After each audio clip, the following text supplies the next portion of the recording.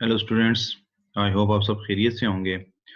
आज हमारा discrete structure का ऑनलाइन थर्ड लेक्चर है और आज के लेक्चर में हम प्रोपोजिशनल लॉजिक को डिस्कस कर रहे हैं। ये हमारा वीक 4, 5 और 6 का टॉपिक है और उससे रिलेटेड हमारा पार्ट 1 आज है इसका। यानी फर्स्ट लेक्चर इस वीक का पार्ट 1 है। उसके बाद इसका पार्ट 2 होगा। तो चलिए देखते हैं कि प्रोपोजिशनल लॉजिक क्या है। प्रोपोजिशनल लॉजिक आज की जो समरी है इस लेक्चर की, इस सेक्शन की, उसमें हम डिस्कस करेंगे प्रोपोजिशनल लॉजिक को। देन उसके बाद प्रोपोजिशनल लॉजिक के कनेक्टिव्स हैं कुछ, उनको डिस्कस करेंगे जिनमें conjunction, disjunction, negation, implication or conditional और उसके बाद बाई कंडीशनल। और एट द एंड हम इसमें कुछ और topics, inverse, converse and contrapositive को डिस्कस करेंगे। तो चलिए स्टार्ट करते हैं फर्स्ट टॉपिक से, प्रोपोजिशनल लॉजिक। प्रोपोजिशनल लॉजिक क्या है, इसके क्या बैकग्राउंड है, क्या इसका जो है इंट्रोडक्शन है, तो वो देखते हैं इसका आज। सबसे पहले लॉजिक क्या है, व्हाट इज लॉजिक। जैसे कि मैं इसका एक ओवरव्यू आपको दे दूं कि आपके कंप्यूटर में चूंकि आपको पता है एरिथमेटिक लॉजिक यूनिट है, जिसमें लॉजिक यूनिट जो है वो लॉजिकल ऑपरेशन परफॉर्म करता है। यानी वहाँ पे आपके बेसिकली जो कंपैरिजन के ऑपरेशंस होते हैं या बिट ऑपरेशन भी कहा जाता है, उसके बिट ऑपरेटर यूज किए जाते हैं डिफरेंट। यानी एंड ऑपरेटर यूज किया जाता है, आर ऑपरेटर यूज किया जाता है और नॉट ऑपरेटर यूज किया जाता है। इसके साथ साथ वहाँ पे कंडीशन भी यूज किए जाते हैं, जैसे कि इफ देन। आप लोगों ने कंडीशनल स्टेटमेंट्स पढ़ी हैं। इस तरह आप बाई कंडीशनल स्टेटमेंट्स भी वहाँ यूज करते हैं। तो ये सारे लॉजिक से रिलेटेड है। आपके सिस्टम जो है आजकल जितने भी इसके जो एग्जांपल्स हैं, वो यही आर्टिफिशियल इंटेलिजेंस मेन एग्जांपल है उसकी। वो लॉजिकल थिंकिंग, लॉजिकल रीजनिंग आजकल आपके कंप्यूटर्स में आ गई हैं। ऐसी मशीनें बन रही हैं जो जिनमें लॉजिक डाला गया है, जो इंसानों की तरह लॉजिकली चीज की किस चीज के बारे में देखती हैं, उसे उसे पढ़ती हैं। तो ये एक मैथमेटिक्स है पूरा का पूरा। ठीक है जी। और ये मैथमेटिकल लॉजिक भी इसे कहा जाता है और ये कंप्यूटर के आपके मेन प्रोसेसर में इम्प्लीमेंटेड होता है। और आजकल जितनी भी रोबोट्स हैं, एआई है, आर्टिफिशियल इंटेलिजेंस है जो आगे आप पढ़ेंगे, उसमें सारा यही मैथमेटिकल लॉजिक इम्प्लीमेंटेड है, यही प्रोपोजिशनल लॉजिक इम्प्लीमेंटेड है। तो सबसे पहले लॉजिक क्या है। Logic is the study of the principles and methods that differentiate between a valid and an invalid argument. क्या मतलब, an argument is a series of statements. ठीक है जी। लॉजिक बेसिकली जैसे हम थिंक करते हैं एक चीज के बारे में, जब भी कोई बात हम सुनते हैं तो उसके बारे में हम फैसला करते हैं कि क्या ये बात ठीक है, क्या ये वैलिड है, या ये बात गलत है या इनवैलिड है। तो इस चीज को हम लॉजिक कहते हैं। लॉजिक क्या है? Logic is the study of principle, ऐसे उसूल, ऐसे मेथड्स, ठीक है, ऐसे टेक्निक्स दैट डिफरेंशिएट, जो आपको डिफरेंशिएट करे जिस बिटवीन किस चीज में, valid and an invalid arguments में। और आर्गुमेंट्स क्या होते हैं? अ सीरीज ऑफ स्टेटमेंट्स होती हैं, कोई बात होती है, या एक से ज्यादा बातें भी हो सकती हैं उसमें, स्टेटमेंट में या आर्गुमेंट में। तो उस पे थिंक किया जाता है, कंप्यूटर उस पे लॉजिकली ऑपरेशन परफॉर्म कर रहा होता है कि क्या ये बात ट्रू है और फॉल्स है on the basis of different premises. Premises कहते हैं उसके जो प्रूफ्स होते हैं, उसके उससे रिलेटेड जो प्रूफ आते हैं, उसके बेसिस पे। जैसे अब अदालत में जाते हैं तो अदालत में एक आर्गुमेंट पेश किया जाता है कि इस बंदे ने ये जुर्म नहीं किया। अब उसकी एविडेंस क्या है, उसकी बेसिस पे फिर फैसला दिया जाता है, कंक्लूजन दिया जाता है। तो पहले आर्गुमेंट्स किए जाते हैं, डिफरेंट स्टेटमेंट्स दी जाती हैं, ठीक है, उन पे उनकी देखी जाती है कि क्या ये वैलिड आर्गुमेंट्स हैं या इनवैलिड आर्गुमेंट्स हैं। तो उनको प्रूव करने के लिए डिफरेंट प्रेमिसेस को यूज किया जाता है। प्रेमिसेस कहते हैं एविडेंस वगैरह, जितनी भी उसके ऊपर टॉक की जाती है। ठीक है जी। तो ये एक लॉजिक है, ये कंप्यूटर में भी इम्प्लीमेंटेड है आपके लॉजिक यूनिट में। डिफरेंट चीजों को एनालिसिस, उसकी एनालिसिस की जाती है, उसको एनालाइज किया जाता है आर्गुमेंट्स को कि क्या वो ट्रू है और फॉल्स। प्रोपोजिशनल लॉजिक क्या है? Propositional logic is concerned with the statements to which the truth values true and false can be assigned. और ये स्टेटमेंट जिनकी हमने बात की, इन स्टेटमेंट्स की क्या मतलब प्रोपोजिशनल लॉजिक क्या करता है, इन स्टेटमेंट से कंसर्न करता है। प्रोपोजिशनल लॉजिक लॉजिक आपके ये स्टेटमेंट्स हो गई या आर्गुमेंट्स हो गई। और प्रोपोजिशन क्या है? कोई बात, ठीक है, लॉजिक उसको कोई वैल्यू असाइन करना ट्रू और फॉल्स की, लॉजिकली वो वैलिड है या इनवैलिड है। और प्रोपोजिशन मीनिंगफुल स्टेटमेंट को कहा जाता है, डिक्लेरेटिव स्टेटमेंट को। ठीक है, कोई स्टेटमेंट है, कोई बात है जो मीनिंगफुल भी है, यानी क्लियर है, डिक्लेरेटिव है, डिक्लेयर भी है, उसमें एम्बिग्युइटी नहीं है। अब उसको लॉजिकली उस पे कोई फैसला देना होगा, कोई फैसला दिया जाता है, वो या ट्रू होगा या फॉल्स। यानी ये जो बात है, ये जो स्टेटमेंट है, ये जो मीनिंगफुल स्टेटमेंट है, ये जो डिक्लेरेटिव बात है, एक सेंटेंस है, क्या ये लॉजिकली वैलिड है या इनवैलिड है? तो वो प्रोसेस फिर हम इस पे अप्लाई करते हैं। तो propositional logic is concerned with the statements to which the truth value true and false can be assigned। ऐसी स्टेटमेंट से ये कंसर्न करता है propositional logic जिनको हम या तो ट्रू या फॉल्स वैल्यू असाइन कर सकते हैं, कोई भी बात हो। ठीक है जी। For example, humans are mortal. ठीक है, ह्यूमंस क्या है? फानी है, इंसान फानी है। ये एक सेंटेंस हो गया, ह्यूमंस आर मोर्टल। अब इसको आप ट्रू कहेंगे या फॉल्स, ये आप खुद डिसाइड करेंगे on the basis of prepositional logic. तो लॉजिक को यूज करेंगे और उसको ट्रू असाइन कर देंगे, ये स्टेटमेंट ट्रू है। नेक्स्ट हमारे पास एक स्टेटमेंट है, ऑल बर्ड्स फ्लाई और ऑल बर्ड्स कैन फ्लाई। सारे परिंदे उड़ सकते हैं। तो इसके ऊपर आपने अब जजमेंट करनी है कि क्या ये ट्रू है या नहीं, वैलिड है या इनवैलिड।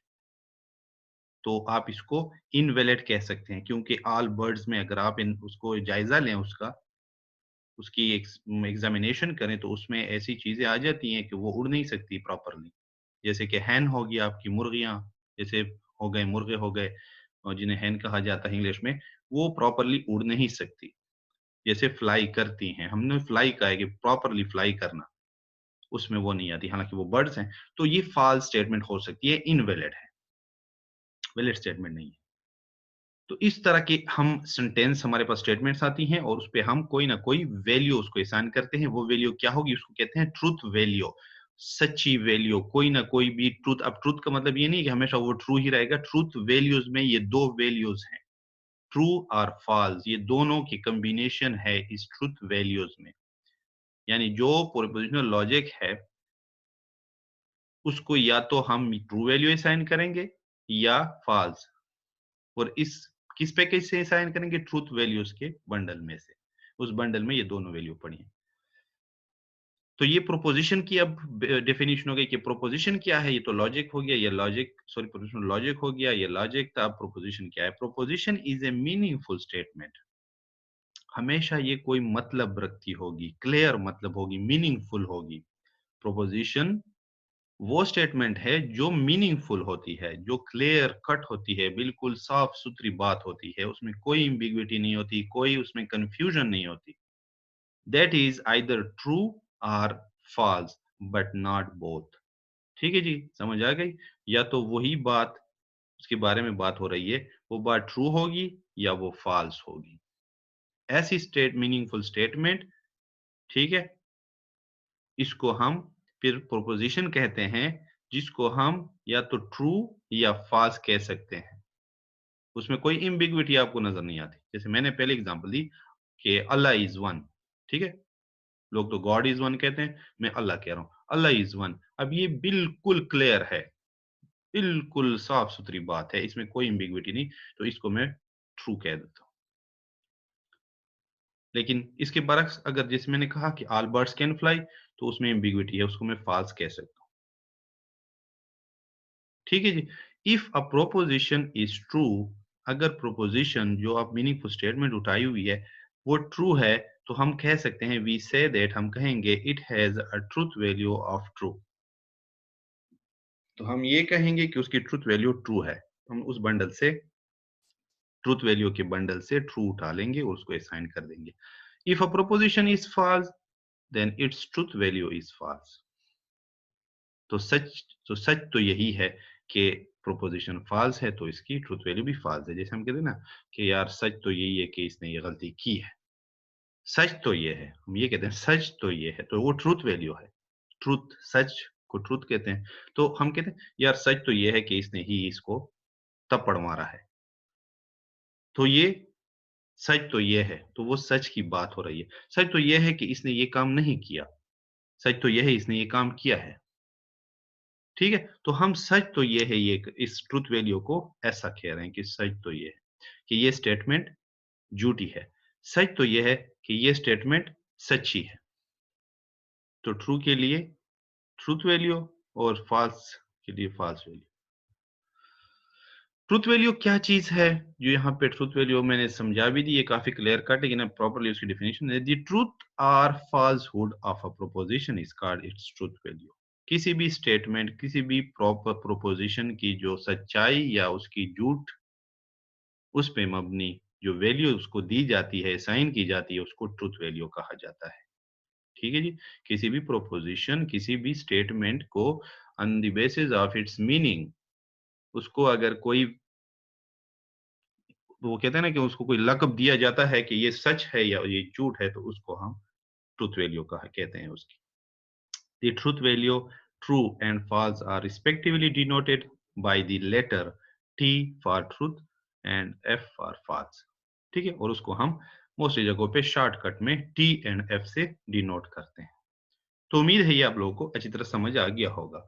चलते हैं अब इसकी एग्जाम्पल की तरफ। बहुत ही आसान से एग्जाम्पल।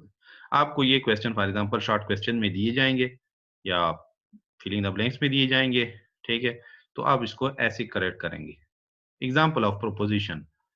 ये प्रोपोजिशन है, कराची इज इन पाकिस्तान।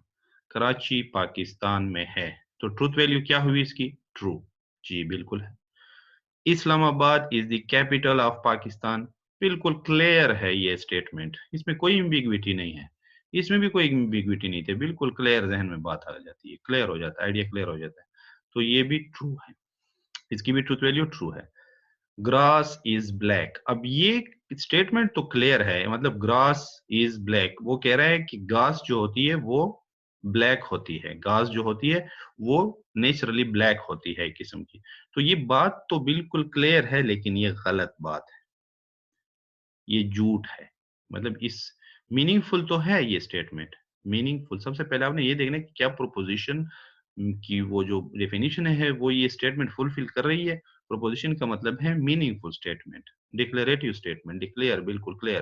तो ग्रास इज ब्लैक, इसमें कोई गलत, मतलब इसमें लिखाई में कोई गलती नहीं है। ये जो इसकी जो वाज़ेह है, ये बिल्कुल क्लियर है कि ग्रास की बात करें, ये घास इज़ ब्लैक, घास ब्लैक होती है। लेकिन इसकी जो ट्रुथ वैल्यू बनेगी वो फ़ॉल्स है, क्योंकि ब ब्लैक तो नहीं होती, वो तो ग्रीन होती है। इसके बाद 1 + 0 = 1। जी ठीक है, इसकी ट्रुथ वैल्यू ट्रू है। अब है 0 + 0 = 2। अब ये एक डिक्लरेटिव एक सेंटेंस तो है, मीनिंगफुल तो है कि 0 + 0, लेकिन जवाब इसका चूंकि ये नहीं आता, तो इसका मैं false, truth value false pick कर लेता हूँ। तो ये प्रोपोजिशन है। Proposition just clear meaningful statement होती है। पीछे हमने ये पढ़ा क्या proposition is a meaningful statement that is either true, या वो ट्रू होगी या वो फॉल्स होगी, लेकिन दोनों नहीं हो सकती एक साथ। ठीक है जी? तो मीन आपने सबसे पहले ये चेक करना है क्या वो मीनिंगफुल है आपके पास। तो जी हाँ, ये तो मीनिंगफुल थे जो हमारे पास स्टेटमेंट थी, ये सारे मीनिंगफुल है। मतलब इसका मतलब क्लियर है कि ये क्या कह रहे हैं, लेकिन गलत बात है, कुछ कुछ गलत कह रहे हैं, कुछ सही कह रहे हैं। ठीक है जी? इसके बरक्स जो प्रोपोजिशन नहीं है, जो प्रोपोजिशन नहीं है, वो भी हम देख लेते हैं।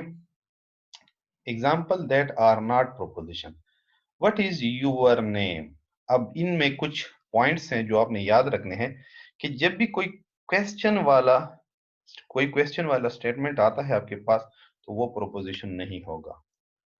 नंबर एक पॉइंट याद रखें, जब भी क्वेश्चन वाला स्टेटमेंट आपके पास आएगा, क्वेश्चन वाला स्टेटमेंट आएगा, वो प्रोपोजिशन नहीं है, मीनिंगफुल नहीं है, तो इसको हम कोई भी ट्रूथ वैल्यू असाइन नहीं कर सकते क्योंकि ये इनवैलिड है। व्हाट इज यूर नेम, किसको कह रहे हो, कोई पता नहीं है। किससे पूछ रहे हो, क्या वो फीमेल है, क्या वो मेल है। ठीक है, अब हमें ये नहीं पता कि वो किस से नाम पूछ रहा है, इसमें किसी का कुछ मेंशन नहीं है, यानी ये एक अननोन सा स्टेटमेंट है, तो क्लियर नहीं है कि व्हाट इज योर नेम, किस से पूछ रहा है ये, वो बंदा हमें आगे वाला नजर नहीं आ रहा। हमने ज्यादा इसमें डीप में नहीं जाना, सिर्फ फ्रंट पे आपने फर्स्ट लुक में देखना है कि क्या ये इंफॉर्मेटिव, क्या डिक्लेरेटिव है, क्या मीनिंगफुल है ये लाइन। नहीं है, व्हाट इज योर नेम, कुछ पता नहीं है किससे पूछ रहा है, तो ये this is a question, so it is an invalid argument, an invalid, it is not a proposition, तो इसको हम कोई ट्रूथ वैल्यू नहीं देंगे। याद रखें कि इसको ना ट्रू दे सकते हैं ना फॉल्स, फैसला आप कर ही नहीं सकते। ट्रूथ वैल्यू सिर्फ तभी देंगे जब इस तरह आपके पास क्लियर बात लिखी होगी कि कराची इज इन पाकिस्तान, है तो यस ट्रू कर दो, नहीं है तो फॉल्स कर दो। इस तरह के लाइन स्टेटमेंट पे आप कोई अपना आर्गुमेंट नहीं दे सकते, कोई आंसर नहीं दे सकते। दूसरी चीज, एक पॉइंट हो गया, क्वेश्चन पे नहीं होता। He is very rich, he is very rich, who is we don't know, I don't know who is he कौन है, किसकी बात कर रहे हो, बिल गेट्स की बात कर रहे हो, नवाज शरीफ की बात कर रहे हो, जरदारी साहब की बात कर रहे हो, किसकी बात कर रहे हो यार, आई डोंट नो। सो इसमें भी डिक्लेरेटिव सेंटेंस ये नहीं है, मीनिंगफुल सेंटेंस नहीं है, मीनिंगफुल स्टेटमेंट नहीं है। We don't know who is he, हमें नहीं पता कि ही कौन है, इसलिए मैं नहीं दे सकता इस पे आंसर। ना मैं ये कह सकता हूँ कि यस, ना मैं ये कह दूँ कि फॉल्स, क्योंकि ही का पता नहीं है। अगर आप लिख लेते कि Bill Gate is very rich, तो मैं लिख लेता यस ट्रू, लेकिन कोई पता नहीं है। तो सेकेंडली, जहां पे प्रोनाउन यूज किए जाते हैं स्टेटमेंट्स में, प्रोनाउंस, ठीक है, नाउन नहीं है, नाउन नाउन तो नाम को कहते हैं, pronoun he she it they, जितने भी यू ही, जितने भी हैं ये सारे आपकी क्या आ जाते हैं, प्रोनाउन। इसको भी आप प्रोपोजिशन नहीं कहेंगे, ये सेंटेंस प्रोपोजिशन ही नहीं है, इसलिए इसको वैल्यू मिल ही नहीं सकती, क्योंकि वैल्यू सिर्फ प्रोपोजिशनल स्टेटमेंट को मिल सकती है। यहाँ पे यही लिखा हुआ है, proposition is a meaningful statement, proposition को ही सिर्फ ये वैल्यू दी जा सकती है, इधर ट्रू होगा या फॉल्स होगा। जो प्रोपोजिशन है ही नहीं, उनके लिए तो ये फॉल्स, ट्रू और फॉल्स की वैल्यू है ही नहीं, तो हम इनको देंगे ही नहीं, बस इसके साथ ये जस्ट ये लिख देंगे। पहली बात, क्वेश्चन वाला नहीं होता प्रोपोजिशन। दूसरी बात, प्रोनाउन जिसमें यूज होते हैं उसमें भी नहीं होता। हाँ, नाम यूज हुआ होता, क्लियर होती बात, तो फिर दे सकते हैं। तीसरी चीज, x+1 is equal to 2, what is the value of x, I don't know. मैंने डीप नहीं जाना कि मैंने x की जगह अगर 1 लगा दिया तो 1+1 इज इक्वल टू 2 होता है, लेकिन 1 तो है तो नहीं यहाँ पे ना, यहाँ तो एक वेरिएबल यूज किया गया है x। अब x कुछ भी हो सकता है, x2 भी हो सकता है, 2+1 वो तो 3 बनता है, तो फिर तो ये फॉल्स भी हो सकता था। अगर मैं यहाँ 1 लगा दूं, 1+1 तो 2 हो सकता है, फिर तो ट्रू हो सकता था। अगर यहाँ मैं 3 लगा दूं तो 3+1 4 होता है, तो वो तो फॉल्स हो सकता था। तो यही की एम्बिग्युइटी है। इस तरह के क्वेश्चन जिसमें क्लियरिटी ना हो, यहाँ पे देखिए क्लियरिटी थी कि 0+0 वो 0 ही होता है, लेकिन यहाँ पे जो कि 2 लिखा था तो हमने इसको फॉल्स कह दिया। ये क्लियर तो थी ना बात, इसमें कोई छुपी हुई बात ही नहीं थी, यहाँ पे छुपी हुई बात है। इस तरह के फार्मूले जिसमें आपको वैल्यूज क्लियर ना हो कंप्लीटली, ठीक है, तो वो भी प्रोपोजिशन नहीं होते। तीसरी बात ये होगी, पहली बात क्वेश्चन, दूसरी बात प्रोनाउंस, तीसरी बात इसमें आ जाती है वेरिएबल। फार्मूला क्लियर नहीं है, ठीक है, इसमें वेरिएबल यूज किए गए हैं, वैल्यूज मिसिंग है, तो इसको हम नहीं कह सकते। चौथी चीज, do your homework, do your homework, ठीक है, ये एक कमांड है। डू यूर होमवर्क किसको कह रहा है, कोई पता नहीं है। किसी का नाम होता तो फिर भी क्लियर था। किसी को कुछ कहना, बी क्वाइट, जैसे इसके बाद जो एग्जांपल आएंगी, जैसे इस तरह की किसी को ऑर्डर देना, तो वो ऑर्डर भी प्रोपोजिशन में नहीं आती, क्योंकि वो मीनिंगफुल सेंटेंस ही नहीं है, स्टेटमेंट ही नहीं। तो डू योर होमवर्क, ठीक है। किसी को आप कमांड दे रहे हो, किसको दे रहे हो ये नहीं पता। हाँ, यहाँ पे नाम होता और प्रॉपरली मैंने मैसेज जाता, फिर हम कहते थे, ठीक है। तो ये आपने नहीं करना, ये आपने नहीं करना, आपने इस चीज का बहुत ख्याल रखना है।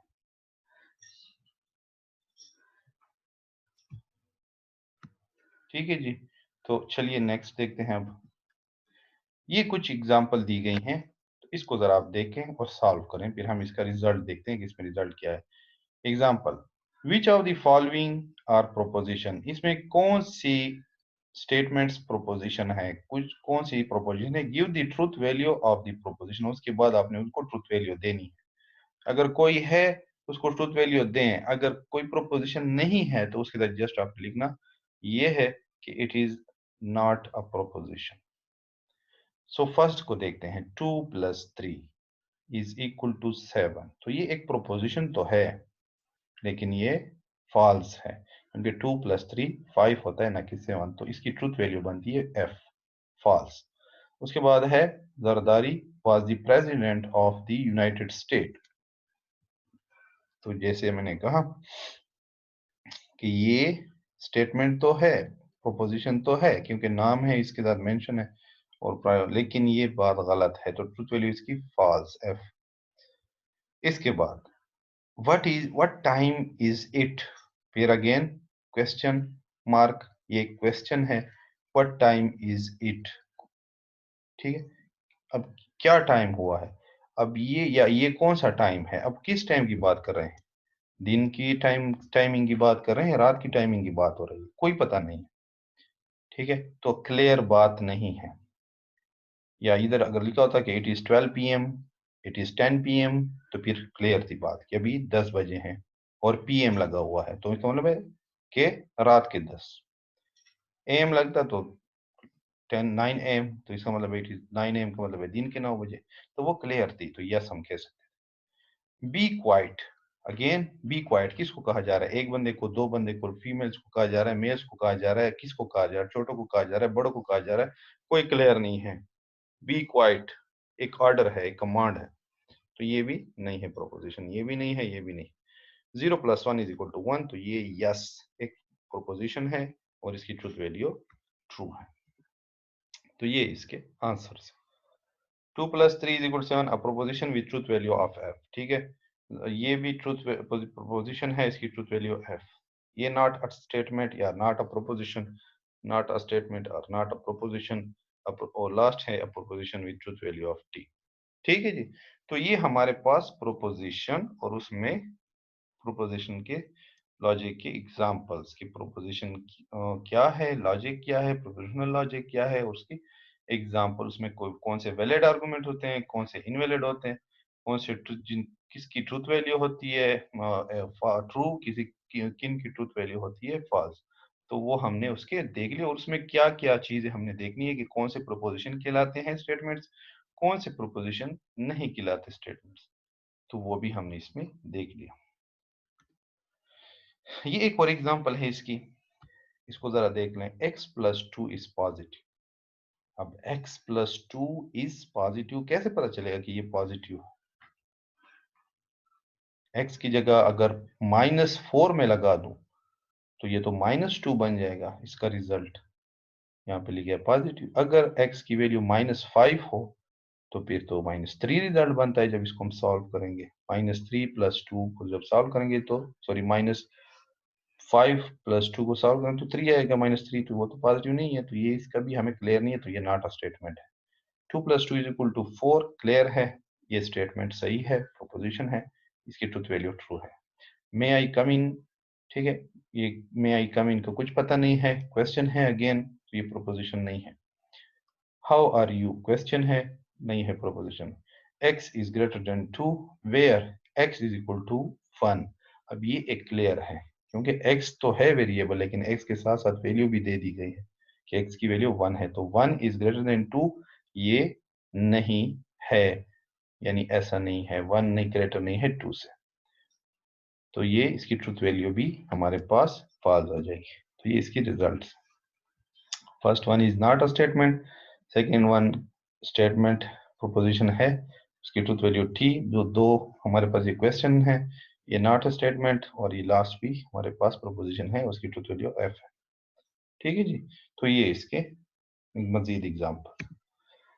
अब आते हैं कनेक्टिव्स की तरफ, नेक्स्ट जो हमारा टॉपिक है।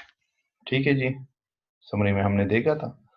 तो प्रोपोजिशनल लॉजिक के कनेक्टिव्स क्या है? कनेक्टिव्स, हम प्रोपोजिशनल लॉजिक की जो स्टेटमेंट्स हैं उनको आपस में कनेक्ट करते हैं, उनको कुछ वेरिएबल्स के नाम देते हैं और देन उनको कनेक्ट करते हैं।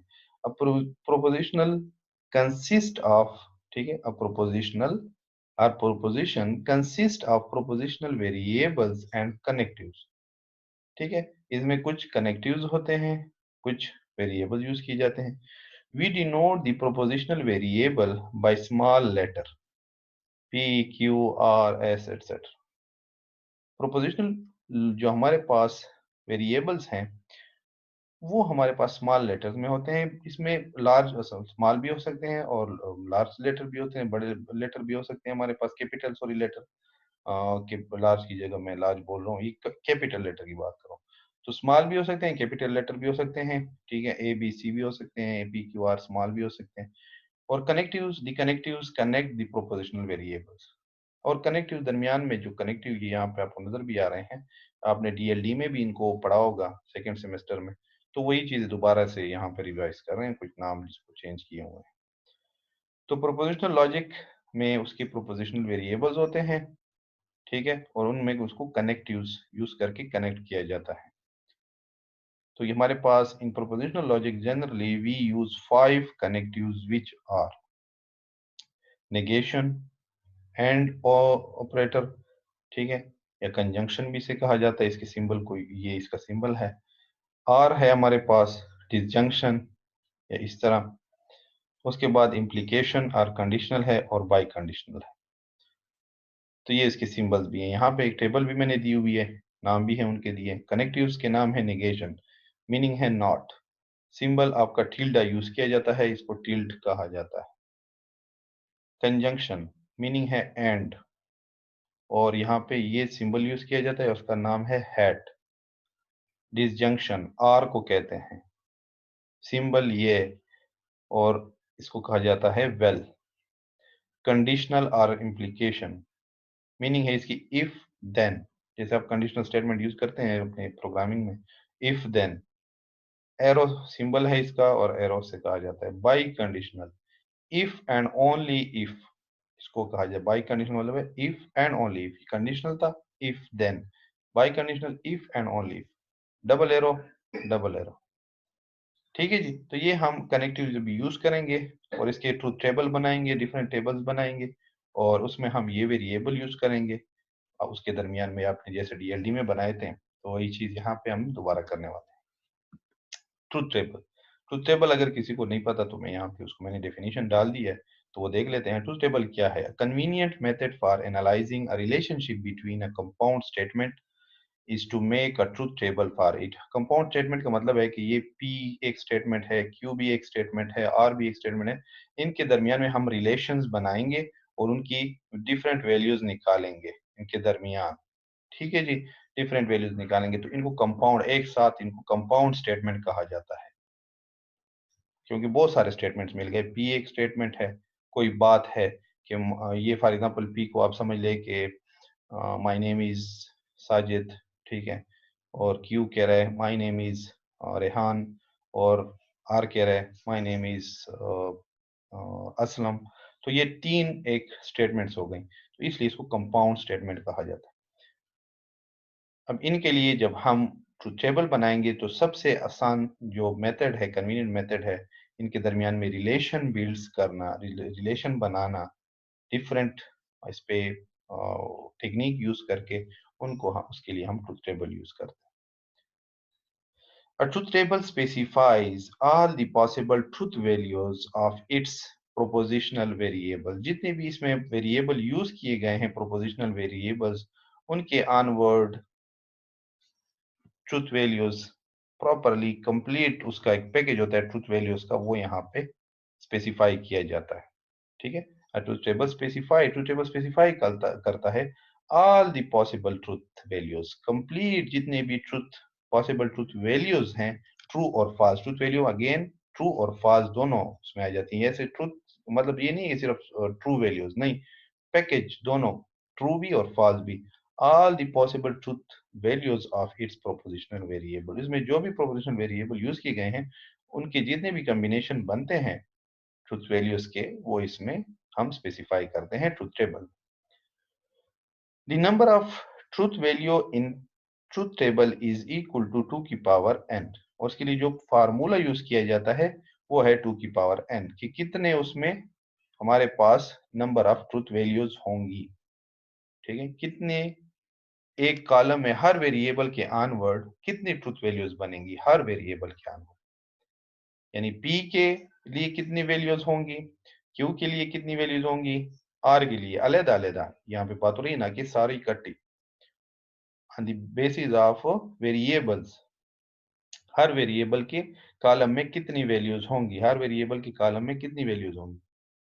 या इसको आप आसानी के लिए रोज भी समझ सकते हैं कि रोज कितनी बनेंगी टोटल, और फिर उसमें वैल्यूज क्या होंगी। ठीक है, the number of truth values in truth table is equal to 2 की पावर n, और ये where n is the number of propositional variable, ये n क्या है, नंबर ऑफ प्रोपोजिशनल वेरिएबल है। यानी आपको अगर कहा जाए कि 2 वेरिएबल के लिए या 3 वेरिएबल के लिए ट्रूथ टेबल बनाएं, तो आप उसको कैसे करेंगे। अब 3 वेरिएबल हैं तो 2 की पावर 3 होगा, 2 वेरिएबल हैं, p q है सिर्फ, तो 2 की पावर 2 होगा, 3 4 हैं तो 2 की पावर 4 होगा। तो आपने नंबर ऑफ वेरिएबल्स देखने हैं कि मुझे क्वेश्चन में कितने वेरिएबल्स दिए गए हैं, आपने क्वेश्चन देखना है। क्वेश्चन में अगर p है, q है, r है, तो इसका मतलब है 3 वेरिएबल हैं।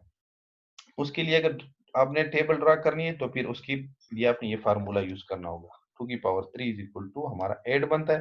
तो अब कितने हो गए, 8 एलिमेंट होंगे, यानी p q r हैं, उसके 8 ट्रुथ वैल्यूज होंगी हर एक की।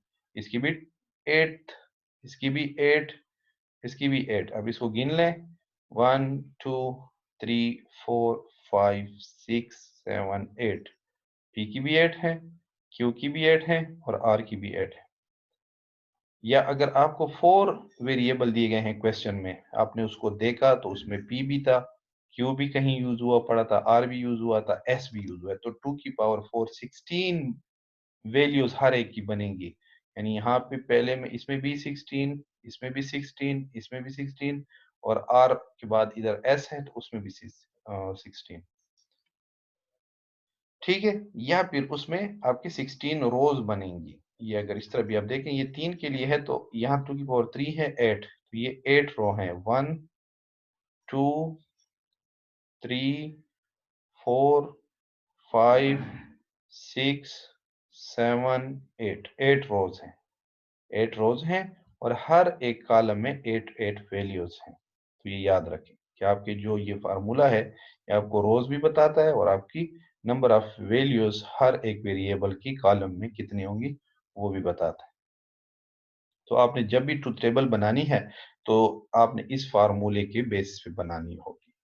वेरिएबल देखेंगे कि कितनी वेरिएबल्स हैं, उसको यहाँ पे पुट करेंगे n की जगह और उसको फिर सॉल्व करेंगे पावर को, देन वो आपके हर वेरिएबल के कॉलम में जितने वेरिएबल आएंगे वो बताएगा आपको, और नंबर ऑफ कॉलम्स भी बताएगा।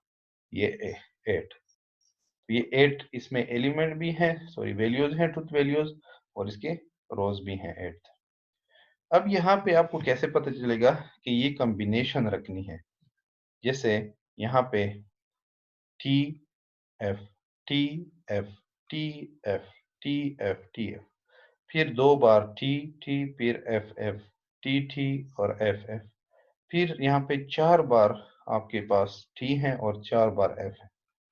तो इस चीज को एक मैंने अपने एक फार्मूले के तहत बनाया है, मैं आपको जस्ट आपसे शेयर कर देता हूँ कि जैसे आप लोग ने डीएलडी में बिट यूज किए थे, ठीक है, डिफरेंट बिट यूज करते हैं, फॉर एग्जांपल 0 1 0 1, ठीक है, और ये मैंने फॉर एग्जांपल 4 बिट लिए, तो आप अगर इससे डेसिमल बनाते थे, ठीक है, इसकी कोई या इस पे वेट डाल देते ऊपर, तो क्या वेट डालते थे?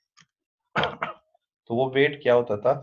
2 की पावर 0। यहां से इस साइड से आप स्टार्ट लेते थे, इसको कहते हैं LSB, लीस्ट सिग्निफिकेंट बिट। ठीक है, इस साइड से आप इसको देखते थे, यानी इस साइड से। इस चीज को जरा समझें, लीस्ट सिग्निफिकेंट बिट। ठीक है जी, लीस्ट सिग्निफिकेंट बिट हम यूज करते थे, और उसके बाद फिर हम क्या करते थे? पावर डालते थे। ये मैं पावर इस पे डाल रहा हूं, ये सॉरी, ये आ जाएगा 0 के बाद 1। ठीक है जी, ये 0 के बाद 1 आ जाएगा। तो मैं एरेज कर देता हूं ताकि आपके लिए प्रॉब्लम ना हो। ठीक है, तो ये हमारे पास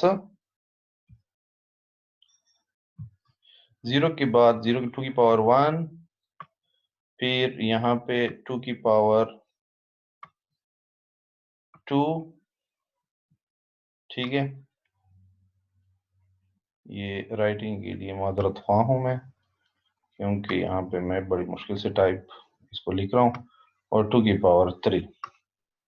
ठीक है जी, तो ये हम क्या करते थे? इसको हम यूं वो करते थे, रिप्रेजेंट करते थे इस उसमें 2 की पावर 0, 2 की पावर 1, 2 की पावर 2। इसको मैं 3 तक कर देता हूँ ताकि जितने हमारे यहाँ पे हैं, इसको मैं रिमूव कर देता हूँ। ठीक है जी, ये 2 को भी मैं दोबारा से कोशिश करता हूँ लिखने की। इसको जस्ट आपने समझना है कि आइडिया क्या है इसके पीछे, वो आइडिया मैं जस्ट आपको समझाना चाहता हूँ, बाकी टेंशन नहीं। तो ये 2 की पावर 2 हो गया, यानी जब भी हम नंबर सिस्टम में बिट्स के ऊपर वेट डालते थे, तो वो यूं होता था, लीस्ट सिग्निफिकेंट बिट से हम मोस्ट की तरफ जाते थे। तो आपने हमेशा, जब भी आप लोग रोज सारी बना लें, ठीक है, कॉलम्स बना लें, तो उसके बाद स्टार्ट करें इस साइड से। अब फॉर एग्जांपल मेरे पास 3 वेरिएबल हैं, तो मैं इस साइड से स्टार्ट कर रहा हूँ, आर से। आर के ऊपर आपने लगा देना है 2 की पावर 0। ठीक है, क्यू के ऊपर 2 की पावर आप 1, उसके बाद 2 की पावर 2 यूं। अब ये इनको सॉल्व करें, इससे क्या बनता है? इससे हमेशा याद होगा आप लोग कि जिस चीज की पावर 0 हो, जिस चीज के ऊपर 0 आ जाए, जिस चीज की पावर 0 हो, वो हमेशा क्या होगा? मैथ का रूल है ये, वो हमेशा 1 के बराबर होगा। तो ये पूरी वैल्यू 1 हो गई, यानी यहाँ पे जो ट्रूथ वैल्यूज आएंगी, the number of truth values in truth table मालूम करने के लिए 2 की पावर n का फार्मूला है।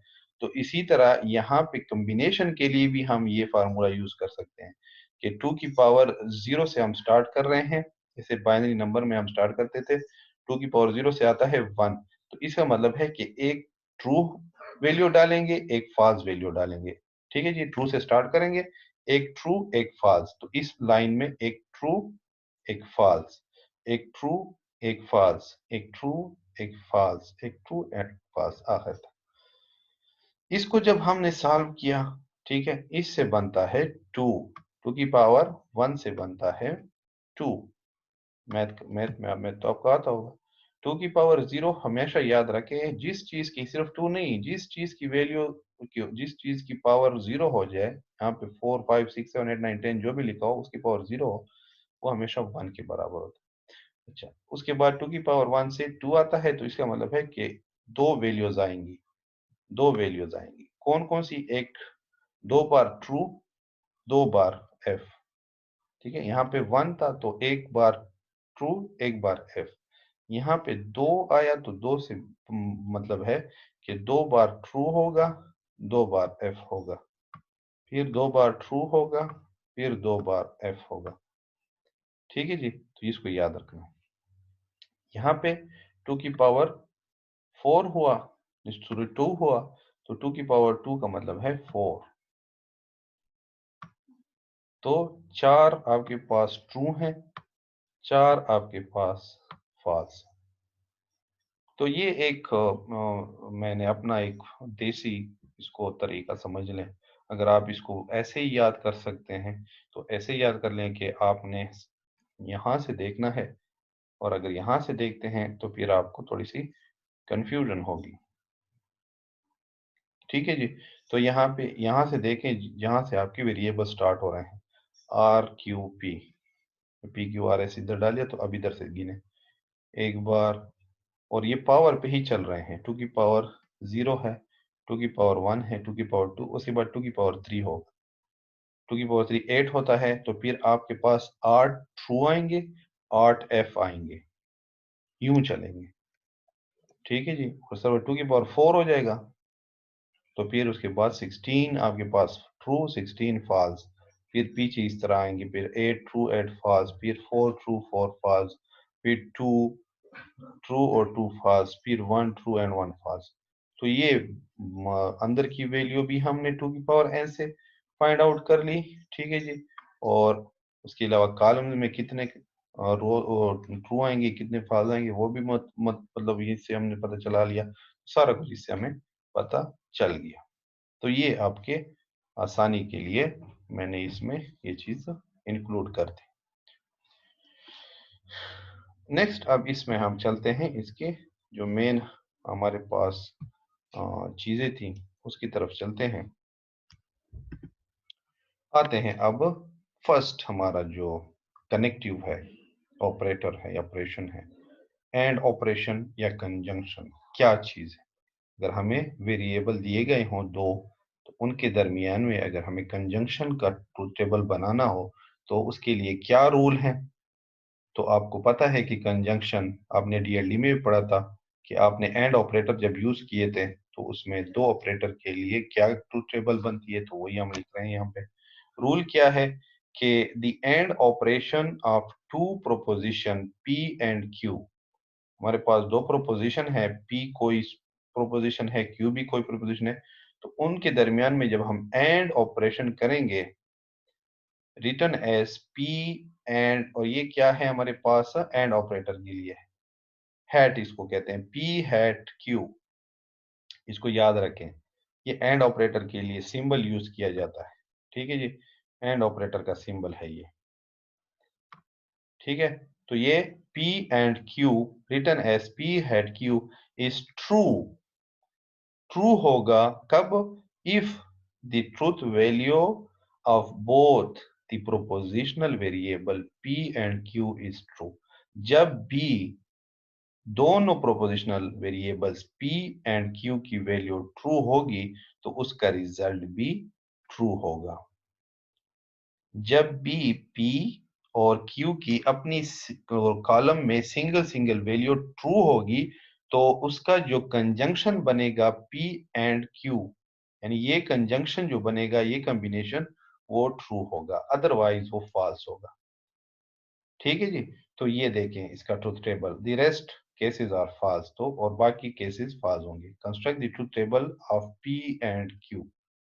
तो P हमने दो वेरिएबल हैं, जैसे मैंने कहा आपने पहले फार्मूला देखना है, कितने वेरिएबल हैं? दो। तो 2 की पावर क्या करेंगे हम?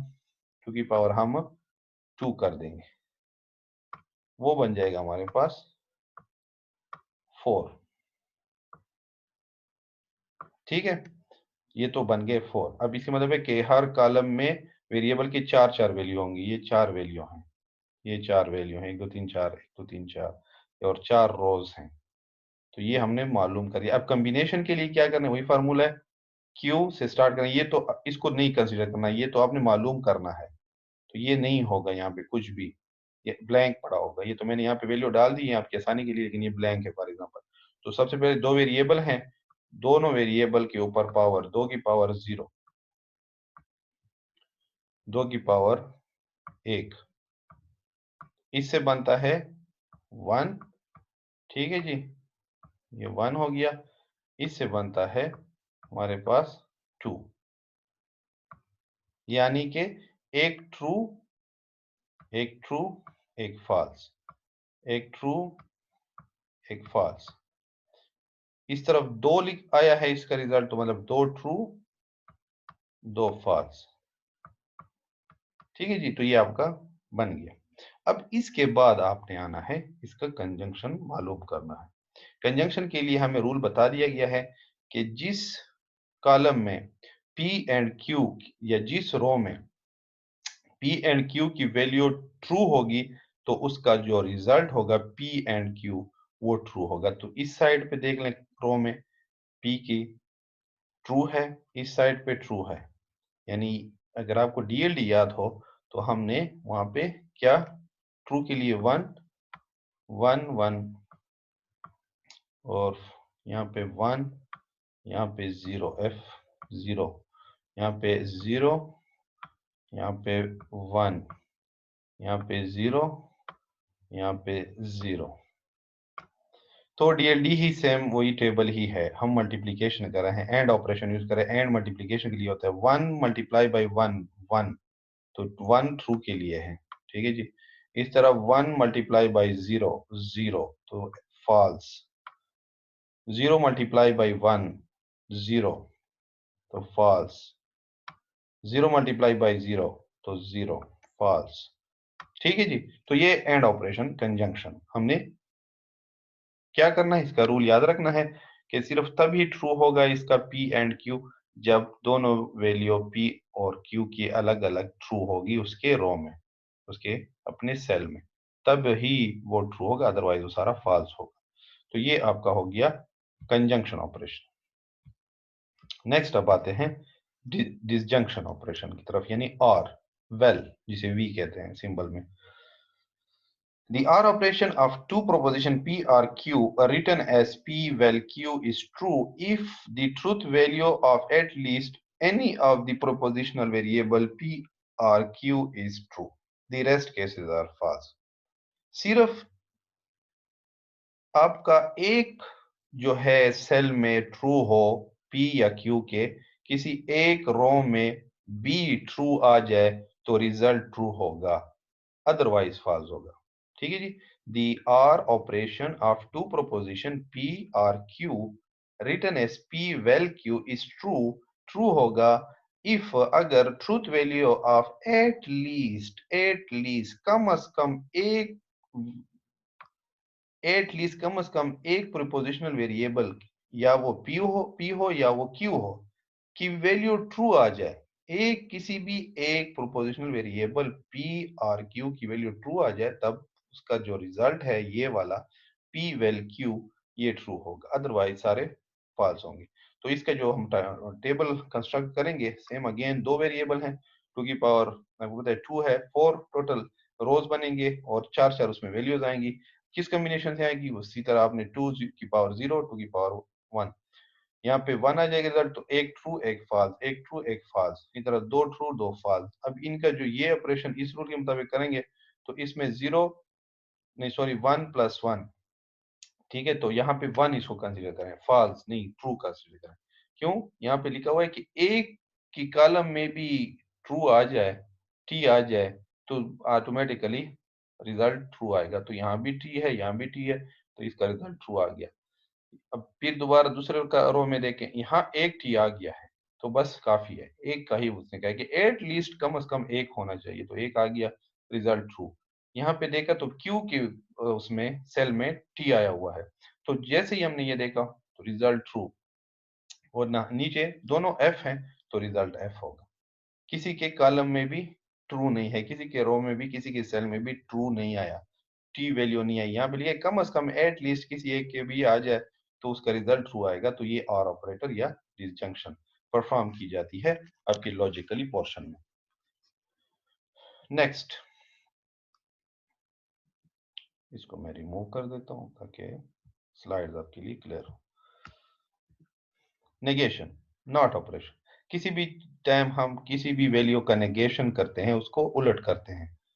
ठीक है, उसका कि हमें इनपुट ट्रू आए लेकिन आउटपुट फॉल्स निकले, तो कभी कभी हम ऐसे भी हमें गेट की जरूरत पड़ती है, तो उसके लिए हम नेगेशन यूज करते हैं, नॉट गेट यूज करते हैं। ठीक है जी, नॉट यूज करते हैं, नॉट गेट भी, नेगेशन भी यूज करते हैं, यानी उसकी वैल्यू हम ट्रू और फॉल्स में से निकालते हैं। तो ये नेगेशन क्या है? The negation of a proposition, किसी भी प्रोपोजिशन की नेगेशन करने के लिए, यानी P denoted by negation of P, ये उसका सिंबल है, टिल्ड जिसे कहा जाता है। The negation of a proposition P denoted by this, it has opposite truth value from P. इसकी नेगेशन की वैल्यू हमेशा उलट होगी, यानी एक पी है तो उसका उलट नेगेशन ये बनेगा, नेगेशन का साइन लगा देंगे और पी लगाएंगे। इसका मतलब क्या है? If P is true then this symbol और दिस रिप्रेजेंटेशन इज फॉल्स। अगर पी की वैल्यू ट्रू है, पी की वैल्यू ट्रू है, तो नेगेशन पी की वैल्यू फॉल्स होगी। लेकिन अगर पी की वैल्यू फॉल्स है तो नेगेशन पी की वैल्यू ट्रू होगी। तो ये पी है हमारे पास, ये उसका नेगेशन ऑफ पी है। तो यहाँ पे चूंकि एक ही वेरिएबल है, हमने ये डिराइव करना है, तो ये आप यहाँ से टू नहीं निकालेंगे आप, ये तो हमने डिराइव करना है, जैसे पीछे फार्मूले में ये हमने डिराइव करना है। एक ही वेरिएबल है तो हमने 2 की पावर 0 करना है। तो ये 1 होता है तो 1 ट्रू और 1 फॉल्स, कोई एक सिर्फ 2 कॉम्बिनेशन बनेगी। तो एक ही वेरिएबल है तो वेरिएबल भी एक है, तो वेरिएबल जब एक है उसके लिए मालूम करने के लिए आपको 1 लिखना होगा, तो आपके पास 2 आएगा। तो 2 रो बनेंगे और 2 वैल्यूज होंगी, एक वैल्यू ये है, एक वैल्यू ये है, ये 2 रोज हैं। लेकिन कॉम्बिनेशन क्या होगी उसके लिए फिर आप 0 से स्टार्ट करेंगे, 2 की पावर 0 से, ना कि 2 की पावर 1 से। तो ये आपका सिर्फ डिफरेंस है कि यहाँ पे जब हम कॉम्बिनेशन देखते हैं कि ट्रू और फॉल्स की कॉम्बिनेशन क्या है, तो वो उसके लिए फिर हम 2 की पावर 0 से स्टार्ट लेते हैं। लेकिन जब हम ये देखते हैं कि कितने रोज होंगी और उस रोज में कितने कितने वैल्यूज होंगी, तो उसके लिए हम 1 से स्टार्ट करते हैं, 1 2 3 4 इस तरह। हाँ जी, बेस वेरिएबल, तो वेरिएबल एक है तो हमने एक लिखा है, ठीक है जी, वेरिएबल एक है तो हमने एक लिखा। तो यहाँ पे ट्रू लिया तो इसका नेगेशन फॉल्स होगा, यहाँ पे फॉल्स लिया तो इसका नेगेशन ट्रू होगा। तो ये हमारा नेगेशन ऑपरेशन है। नेक्स्ट अब हमारे पास आ जाता है इम्प्लीकेशन, ठीक है जी, इम्प्लीकेशन, नेगेशन, ठीक है जी, ये आ गया एरएस आर। Next implication. अब इम्प्लीकेशन में क्या है इसको समझते हैं। आर कंडीशनल, जैसे आप कंडीशनल स्टेटमेंट यूज करते हैं, सेम उसी चीज उस तरह की चीज है इम्प्लीकेशन। एरो से इसकी रिप्रेजेंटेशन की जाती है। An application P arrow Q, ये रिप्रेजेंटेशन है, इज द प्रोपोजिशन, ये कोई प्रोपोजिशन है, read as if P then Q, अगर पी ट्रू है तो क्यू ट्रू होगा, इस तरह आप समझ लें, ठीक है जी। तो ये डिपेंड करता है एक दूसरे पे। इफ पी, जैसे आप प्रोग्रामिंग में इफ देन एल्स लिखते हैं, इफ जब ट्रू होगा तो देन वो चलेगा, इफ फॉल्स होगा तो देन नहीं चलेगा। तो इफ पी देन क्यू, तो इसको ऐसे बोला जाता है, if P then Q, implication को या कंडीशन को ऐसे बोला जाता है। इट इज फॉल्स, अब रूल क्या है, ये फॉल्स होगा, ठीक है, ये पूरा का पूरा जो कॉम्बिनेशन है ये ये फॉल्स होगा कब? इफ पी इज ट्रू, अगर पी ट्रू है और क्यू फॉल्स है, ठीक है जी। अगर पी ट्रू है और क्यू फॉल्स है तो ये फॉल्स होगा, अदरवाइज ये ट्रू होगा। ये बस एक रूल याद रखें जहन में कि इम्प्लीकेशन का रूल क्या है कि इफ पी इज फॉल्स, ठीक है, if P sorry if P is true, if P is true and Q is false, Q की वैल्यू फॉल्स है और पी की वैल्यू ट्रू है, तो इसका मतलब है इम्प्लीकेशन की वैल्यू क्या होगी? फॉल्स होगी। बस ये एक इसमें कंडीशन है, बाकी सारे जो इसके अलावा हैं सारे ट्रू हैं, ये बस आपको पता हो, the rest cases are true. तो चलिए इसका टेबल देखते हैं कि अगर हमारे पास ये कॉम्बिनेशन जब भी हमें बनानी पड़ेगी, ये आपको मैंने एक क्वेश्चन दिया होगा उसमें ये नहीं होगा, ये आपको खुद बनानी होगी। तो उसके लिए आपने ये रूल याद रखने हैं, और इसमें सिर्फ ये साइन आपको जैसे दिखाई दे दे कि इसमें साइन क्या है, एरो लगा है, तो इसका मतलब इम्प्लीकेशन है, इम्प्लीकेशन या कंडीशनल है, तो अब फौरन दिमाग में ये लाना है कि कंडीशनल का रूल क्या था, कि इस तरह कॉम्बिनेशन अगर आ जाए तो क्या क्या आएंगे, क्या कहाँ पे ट्रू लगेगा, कहाँ पे फॉल्स लगेगा। तो इसका रूल आपको याद हो कि इम्प्लीकेशन का रूल ये है कि जब भी P ट्रू हो और Q फॉल्स हो तो उसका रिजल्ट फॉल्स आएगा, अदरवाइज सारे ट्रू होंगे। तो हम देखते हैं, P ट्रू है, Q भी ट्रू है। यहाँ पे जो ये कंडीशन है ये यहाँ पे पूरी नहीं हो रही। यहाँ पे कहा जा रहा है कि P हमें अगर हम ट्रू हो और Q फॉल्स हो तब ही वो फॉल्स होगा, अदरवाइज नहीं। तो यहाँ पे P ट्रू है, Q भी ट्रू है, तो इसका मतलब है रिजल्ट ट्रू है। दूसरा देखते हैं, P ट्रू है, Q फॉल्स है। ये वाली कंडीशन जो है ये बिल्कुल यहाँ पे है और वो यहाँ पे बताई गई है कि अगर P ट्रू हो, P ट्रू है, और Q फॉल्स हो, Q फॉल्स है, तो रिजल्ट फॉल्स आएगा। तो रिजल्ट यहाँ पे फॉल्स आ गया। नेक्स्ट, अगर आपके पास F ट्रू है और फॉल्स है और Q ट्रू है, तो वो भी यहाँ पे मैच नहीं कर रहा। यहाँ पे सिर्फ P का कह रहा है कि P ट्रू हो और Q फॉल्स तब फॉल्स होगा, अदरवाइज कोई भी नहीं है इसमें। ठीक है जी, तो ये सारे ट्रू हैं। सिर्फ ये एक हमें मैच मिला इसका, इसके मुताबिक, और उसको हमने फॉल्स कर दिया। बाकी इसका मैच कोई नहीं है तो हमने सारे ट्रू कर दिए। तो ये इसका रूल है, सिर्फ एक चीज पे अप्लाई होता है कि P ट्रू होना चाहिए, Q फॉल्स होना चाहिए, वो इम्प्लीकेशन है। तो ये इम्प्लीकेशन का सॉल्यूशन है, एग्जाम्पल। इसके बाद आते हैं नेक्स्ट की तरफ, बाई कंडीशनल। बाई कंडीशनल क्या है? P double arrow Q is biconditional logical connectives. ठीक है, ये एक logic biconditional logical connective है।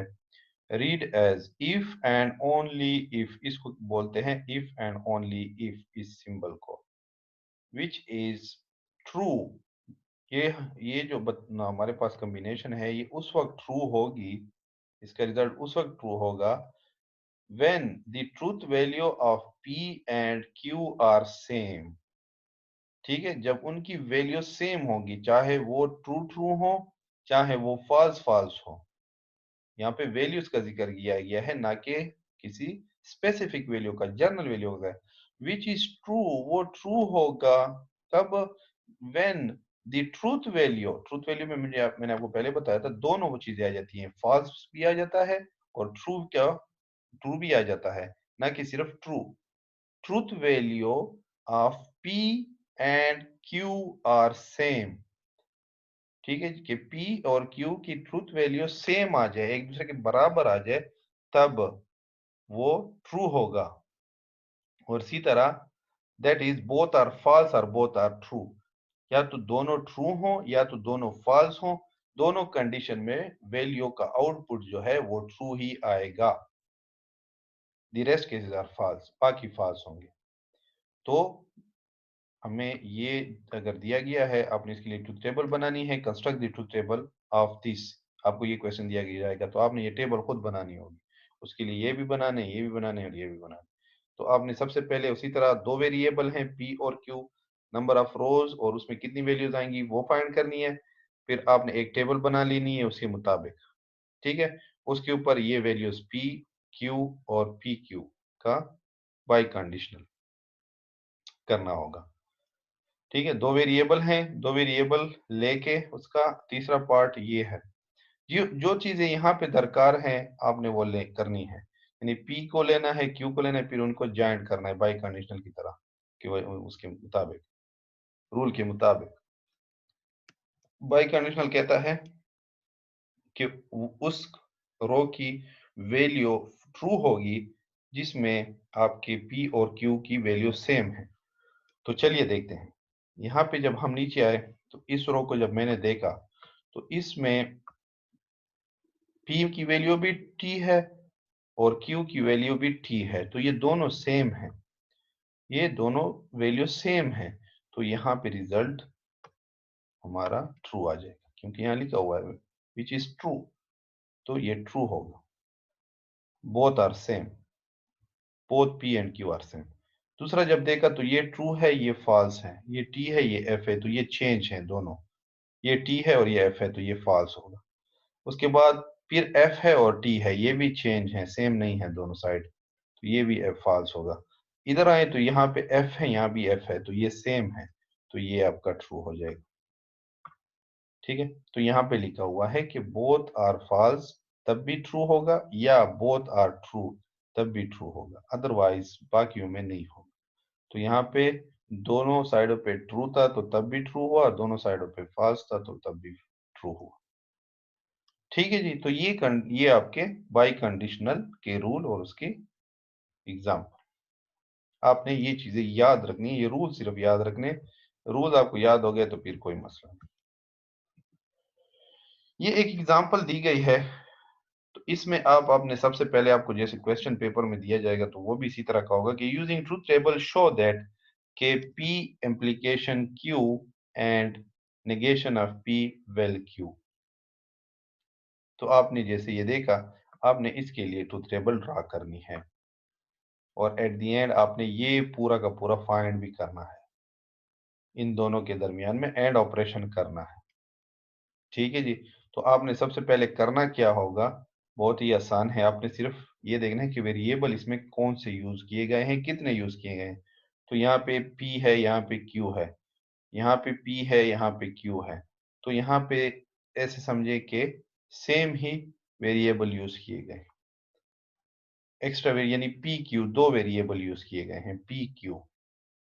ठीक है जी, तो पी क्यू का मतलब है कि यहाँ पे सिर्फ दो वेरिएबल यूज किए गए हैं, तो सबसे पहले आपने 2 की पावर 2, और वो बनता है आपके पास 4।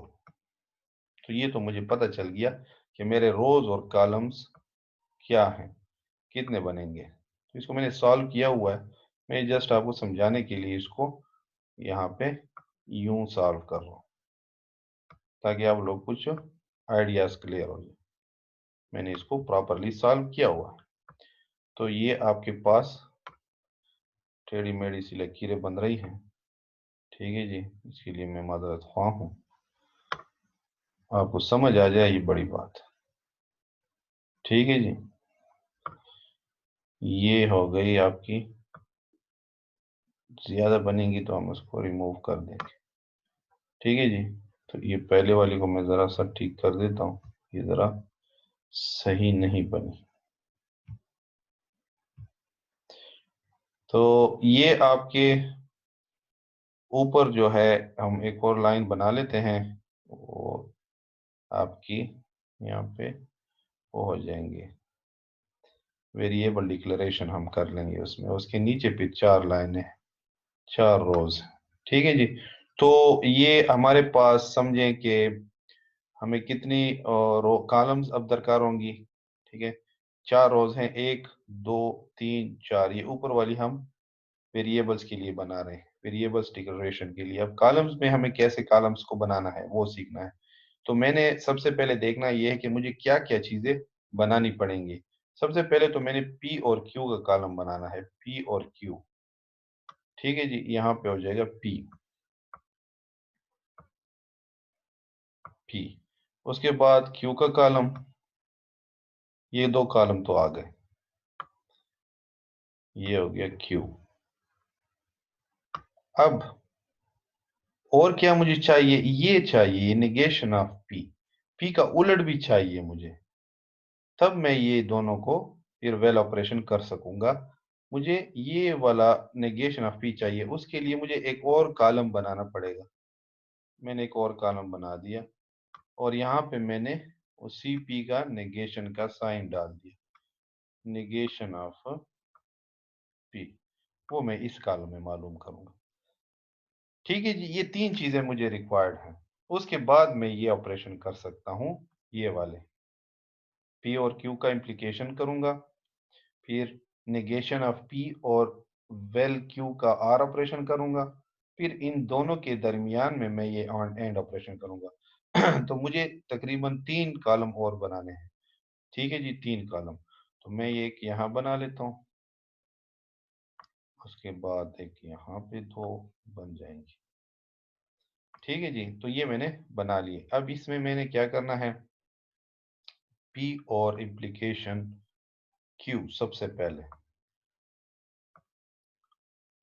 ये एक टेक्निक है जो आपने सिर्फ सीख लेनी है, बाकी ये आपको खुद आएगी। पी इम्प्लीकेशन क्यू अलहदा से मैंने मालूम करना है, ब्रैकेट में है। फिर अलहदा से ये मालूम करना है, फिर इन दोनों की जो ये वैल्यू आएगी उनका एंड ऑपरेशन आखिरी सेल में हम करेंगे। यहाँ पे मैंने अब करना है निगेशन ऑफ पी, ठीक है, निगेशन ऑफ पी, उसके बाद वेल वी, यानी और ऑपरेशन क्यू। ठीक है जी। तो ये दोनों मैंने अलग अलग कर ली। अब इन दोनों का एंड करना है मैंने, तो यहाँ पे आपने दोनों का एंड फिर करना होगा। पी, उसके बाद इम्प्लीकेशन से जो मिला इस का पार्ट पूरा का पूरा। ठीक है जी। ये यहाँ पर आपने लिख देना है ब्रैकेट में, और एंड ऑपरेशन इनके दरमियान में अब करना है आपने। ठीक है जी। इसको एरो दे रहा हूं, तो ये यहाँ पे एंड ऑपरेशन हो जाए इन दोनों के दरमियान में। एंड ऑपरेशन वो इस सेल में हम करेंगे। तो सबसे पहले हमने वो मालूम करना है कि क्यों वैल्यू का तरीकाकार क्या है। तो यहाँ पे पहली वैल्यू आएगी ट्रू, यहाँ पे फॉल्स। ठीक है जी, ये फॉल्स, उसके बाद ट्रू, उसके बाद फॉल्स। यहाँ पे इसी तरह ट्रू, दो बार ट्रू और दो बार फॉल्स।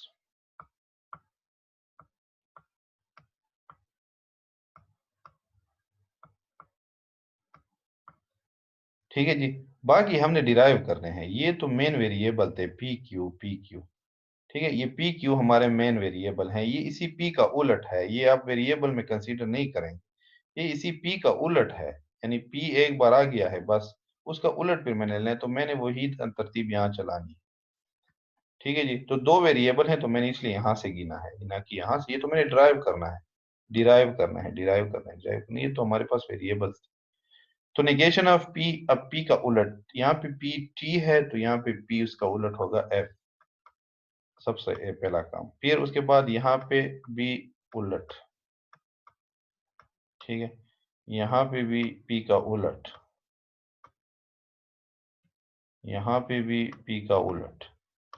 तो ये काम हो गया। अब पी एप्लीकेशन क्यू, तो उसके लिए आपको इसके रूल याद होने चाहिए। तो रूल में था कि पी की वैल्यू जब ट्रू होगी और एफ की वैल्यू क्यू की वैल्यू एफ होगी, तो तब रिजल्ट आपका क्या होगा, याद है आपको? फॉल्स होगा। देख लेते हैं, ये देखिए, जब भी p की वैल्यू ट्रू होगी और q की वैल्यू फॉल्स होगी तो रिजल्ट फॉल्स होगा, अदरवाइज सारे ट्रू होंगे। तो यहाँ पे देख लें कि p q का ये तो हो जाएगा ट्रू, क्योंकि p का वैल्यू ट्रू होनी चाहिए, f की वैल्यू फॉल्स हो जाए तब फॉल्स होगा। तो वो कॉम्बिनेशन ये दूसरी रो में हमें मिल गई, ये हो गई, ये भी ट्रू, ये भी ट्रू। ठीक है, ये काम भी हो गया, ये कॉलम बन गया। अब ये निकालना है, इसमें आपने निगेशन ऑफ पी का पोर्शन कॉलम, वेल क्यू, इन दोनों के दरमियान में और ऑपरेशन करना है। निगेशन ऑफ पी और क्यू, इनके दरमियान में और ऑपरेशन होगा। देखेंगे आप इस साइड से, क्योंकि निगेशन ऑफ पी पहले लिखा हुआ है, तो पहले इसको पढ़ेंगे फिर इसको पढ़ेंगे। इस तरफ से इस तरफ जाना है, इस तरफ से इस तरफ, इस तरफ से इस तरफ, इस तरफ से इस तरफ। तो F plus T, F R Q क्या बनेगा? रूल आपने पढ़े थे कि सिर्फ जब दोनों वैल्यूज अपोजिट होंगी, नहीं, जब फॉर एग्जाम्पल, नहीं, आर में हमने क्या पढ़ा था कि जब कोई भी एक ट्रू आ जाए किसी भी सेल में, किसी पी और क्यू के किसी भी सेल में ट्रू आ जाए तो वो ट्रू होगा, अदरवाइज सारे फॉल्स होंगे। तो यहाँ पे एक ट्रू आ गया है इस साइड पे, तो यहाँ पे ये ट्रू हो जाएगा। ठीक है जी। ये नेगेशन ऑफ पी मालूम हो चुका है, इसको आपने ये नहीं करना कि दोबारा से इसको मालूम करना, नहीं, बस ये मालूम हो गया, इसकी ये वैल्यू आई हुई है, इन्हीं वैल्यूज को अब आपने इसके साथ और ऑपरेशन करना है। तो एफ आर टी में टी आ गया, एफ एफ हमारा फॉल्स होता है तो फॉल्स हो गया। उसके बाद ट्रू ट्रू है तो ट्रू हो गया, उसके बाद फॉल्स ट्रू है तो ट्रू हो गया। ठीक है, क्योंकि एक भी ट्रू आ जाए किसी भी दोनों वैल्यू में से कहीं पे तो वो ट्रू होगा, तो ट्रू हो गया। तो ये अब हमने ये भी मालूम कर लिया। अब इन दोनों का एंड ऑपरेशन करना है। ये इन दोनों के दरमियान में यहाँ पे एंड ऑपरेशन वो इस कॉलम में आएगा। इसकी वैल्यूज जितनी आई हैं, इसकी वैल्यूज जितनी आई हैं, इन वैल्यूज के दरमियान में अब एंड ऑपरेशन करना है। तो टी एंड टी, टी यानी 1 multiply by 1 1, F and F F, ठीक है जी, ये एफ, टी एंड टी फिर ट्रू, टी एंड टी फिर ट्रू। ठीक है जी, तो ये हमने सॉल्व कर लिया है एग्जाम्पल। ये हमारा एग्जाम्पल है कि कैसे हुआ। उम्मीद है आप लोगों को समझ आ गई होगी, इजी है, इसीलिए मैंने इसको पहले मार्कर से यहाँ पे खुद किया, पेन से किया, ताकि आप लोग के लिए आसान हो जाए, आप लोगों को समझ आ जाए। उसके बाद यहाँ पे ऑलरेडी हुए पड़े हैं, जस्ट मैंने उसको मूव करना है और वो सॉल्व हो चुके हैं ऑलरेडी। तो ये इसका पूरा तरीकाकार है कि कैसे हमने इसको सॉल्व किया। आपने सबसे पहले देखना है कि हमारे पास वेरिएबल के कौन से हैं। अगर सेम वेरिएबल हैं तो फिर वही सेम इसको कंसिडर करें। अगर यहाँ पे एक भी डिफरेंट आया होता, यानी आर आया होता, तो फिर आपने वो आर लिखना था। यहाँ पे अगर आर होता क्यू, क्यू की जगह, तो फिर आपने आर लिखना था। तो यहाँ पे 3 बनते, फिर 2 की पावर 3 होते, फिर यहाँ पे 8 सेल हमने बनाने थे। तो ये एग्जाम्पल है, उम्मीद है आप लोगों को समझ आ गई होगी। ठीक है, ये उसका रिजल्ट जो मैंने आपको बताया था। सेम वही चीज, true true, true false true false true false, उसके बाद true true false false. Negation of P किया मैंने, ट्रू का है फॉल्स, फिर ट्रू का है फॉल्स, फिर फॉल्स का ट्रू, फॉल्स का ट्रू। इसी तरह पी इम्प्लीकेशन क्यू फर्स्ट मैंने मालूम किया, क्योंकि पहले मुझे इसको मालूम करना है, फिर देन इसको मालूम करना, फिर तीसरे नंबर पे इनका एंड मालूम करना है। तो फर्स्ट मैंने इसको मालूम किया पूरे को, पी इम्प्लीकेशन क्यू की जो रूल थे वो अप्लाई किए और ये ट्रूथ वैल्यू निकाली। फिर negation of P and or Q किया, नेगेशन ऑफ पी ये है, इसकी वैल्यूज ये हैं, आर क्यू की वैल्यूज ये हैं, इनके दरमियान में मैंने और ऑपरेशन किया, और ऑपरेशन की वैल्यूज ये आ गई। उसके बाद जब मेरे पास दोनों साइडों की वैल्यू आ गई, तो इनके दरमियान मैंने एंड ऑपरेशन किया, तो उसकी वैल्यूज भी आ गई। तो ये हमारा रिजल्ट था। नेक्स्ट अब सेम वही एग्जांपल है, इसमें हमारे पास इम्प्लीकेशन भी है और इसके बाद हमारे पास बाई कंडीशनल यूज किया गया है एट द एंड। ठीक है जी, तो वही सबसे पहले आपने देखना है कितने वेरिएबल हैं, तो ये पी क्यू, उसके बाद negation of Q, negation of P. तो ये सेम वही वेरिएबल हैं, सिर्फ उसका निगेशन किया गया है। तो आपने इनको सिर्फ पी क्यू ही कंसीडर करना है। तो दो आपके पास वेरिएबल हैं, दो आपके पास वेरिएबल हैं, उनका जो फार्मूला बनेगा 2 की पावर 2 होगा, और वो 4 सेम उसी तरह 4 बनेंगे। अब आपने अलहदा से नेगेशन ऑफ क्यू भी मालूम करना है पहले, फिर नेगेशन ऑफ पी भी मालूम करना है। देन फिर उसके बाद आपने अलहदा से ये पूरा मालूम करना है, फिर इन दोनों के दरमियान में इम्प्लीकेशन करना है, इनकी वैल्यूज के दरमियान में। फिर जब ये हो जाए तो eight the and third number पे आपने ये इन दोनों का बाई कंडीशनल मालूम करना है। ठीक है जी, आई समझ? ये है आपका रिजल्ट। सेम उसी तरह दो हमारे पास वेरिएबल हैं, चार हमारे पास रोज बनी हैं, उसमें वैल्यूज हैं true false true false true false. उसके बाद आपने करना क्या है, पी इम्प्लीकेशन क्यू, यानी ये फाइंड किया गया है। ठीक है जी, इसके लिए पहले ये मान फाइंड किया। पी इम्प्लीकेशन क्यू का जो फार्मूला रूल है वो ये सिर्फ इस रो पे लगा है कि पी की वैल्यू जब ट्रू होगी, क्यू की वैल्यू जब फॉल्स होगी तो फॉल्स होगा, बाकी सारे ट्रू होंगे, तो मैंने लिख दिया। उसके बाद हमें इस चीज को फाइंड आउट करने के लिए, इसको रिमूव कर देता हूँ ताकि आप लोग के लिए क्लियर हो जाए। ठीक है, इस इस पूरे को फाइंड करने के लिए मुझे सबसे पहले क्यू का नेगेशन चाहिए, क्यू और पी का नेगेशन भी चाहिए। तो मैंने क्यू का नेगेशन फाइंड किया, यहाँ यहाँ देखा, यहाँ पे क्यू में ट्रू है तो इसका फॉल्स हो गया, यहाँ फॉल्स है तो इसका ट्रू हो गया, यहाँ ट्रू है इसका फॉल्स हो गया, यहाँ फॉल्स इसका ट्रू हो गया। फिर मुझे दूसरे नंबर पे नेगेशन ऑफ पी भी चाहिए, तो पी का नेगेशन जब मैंने लिया तो वो ये वैल्यूज बन गई। अब मैं इन दोनों के दरमियान में ये इम्प्लीकेशन वाला कर सकता हूँ। नेगेशन ऑफ क्यू आपने इधर से इस तरफ देखना है।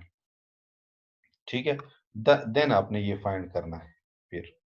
ठीक है जी।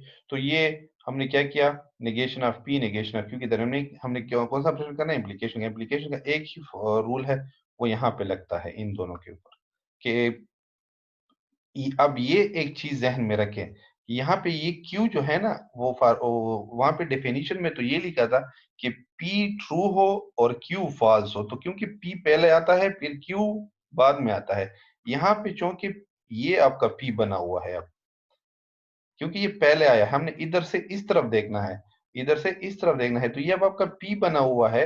वो जस्ट समझाने के लिए ये लिखा हुआ है P and Q, variable change भी हो सकते हैं। ये आपका क्यू बना हुआ है, ठीक है जी, और ये आपका पी बना हुआ है।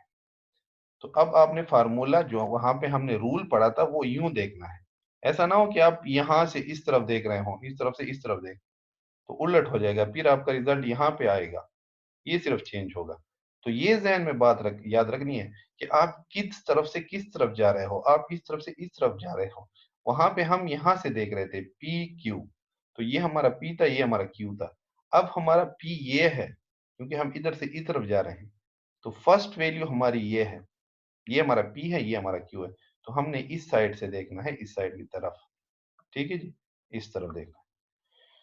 तो ये एफ है, ये एफ है, इम्प्लीकेशन में ये ट्रू है। इम्प्लीकेशन कहता है कि p की वैल्यू ट्रू हो और q की वैल्यू f हो, तो उसका रिजल्ट f होगा। तो इस वक्त हमारा जो ये पूरा है, ये हमारा p है और ये हमारा q है, क्योंकि हम इधर से इस तरफ देख रहे हैं, तो ये फॉल्स हो जाएगा, बाकी सारे ट्रू हो जाएंगे। ये एक और पॉइंट मैंने बता दिया है ताकि आपसे गलती ना हो। तो ये हमारे पास दोनों मालूम हो गए, ये भी हमारे पास फाइंड हो गया है, ये भी फाइंड हो गया। अब इन दोनों के दरमियान में बाई कंडीशनल ऑपरेशन परफॉर्म करेंगे। बाई कंडीशनल ऑपरेशन क्या कहता है कि जब दोनों वैल्यू सेम होंगी, दोनों वेरिएबल की वैल्यू सेम आएंगी p एंड q, तो ये आपका पूरा का पूरा अब p है, ये आपका पूरा का पूरा अब q है। तो दोनों की वैल्यू देखेंगे, उनके जो ऑनवर्ड वैल्यू सेम है, तो उसका रिजल्ट ट्रू होगा, अदरवाइज सारा फॉल्स होगा। तो अब देखते हैं इनके दरमियान में बाई कंडीशन करते हैं। तो ये और ये दो इस तरफ से दोनों में देखना है, तो इसमें भी यहाँ पे ट्रू है, इसमें भी यहाँ पे ट्रू है, तो रिजल्ट ट्रू, दोनों सेम है। यहाँ पे एफ है, यहाँ पे एफ है, ये भी ट्रू, यहाँ पे ट्रू है, यहाँ पे ट्रू है, सॉरी ये, तो ये हो गया ट्रू। यहाँ पे सेम है, यहाँ पे सेम है, ट्रू, तो सारे ट्रू हैं हमारे पास, क्योंकि वैल्यूज दोनों साइड पे सेम ही सेम आ रही हैं। बाई कंडीशन में यही है कि सेम हो, पी और क्यू दोनों सेम हो, तो ये आपका पी है, ये आपका क्यू है। तो ये जहन में बात रखे, दिमाग की खिड़कियां खोलनी है, चीजों में कंफ्यूज नहीं होना, बहुत ही इजी है।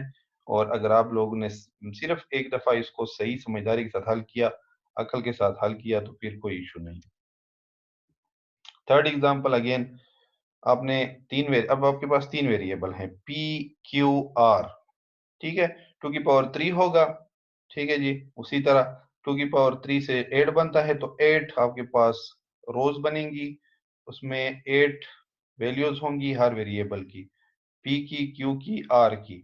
फिर उसके बाद निगेशन आर फाइंड होगा, डायरेक्ट निगेशन ऑफ आर नहीं लिखना, आर का नेगेशन करना है आपने, ठीक है। तो ये गलती नहीं करनी, आपके पास नेगेशन आर लिखा हुआ है, तो आपने सिर्फ ये ऑपरेटर हटा के जहन में डालना है, ये ऑपरेटर को मिस करना है हमेशा जब भी आप टू टेबल ड्रा करें, ऐसा ना हो कि आप लोग इससे कंफ्यूज हो जाए।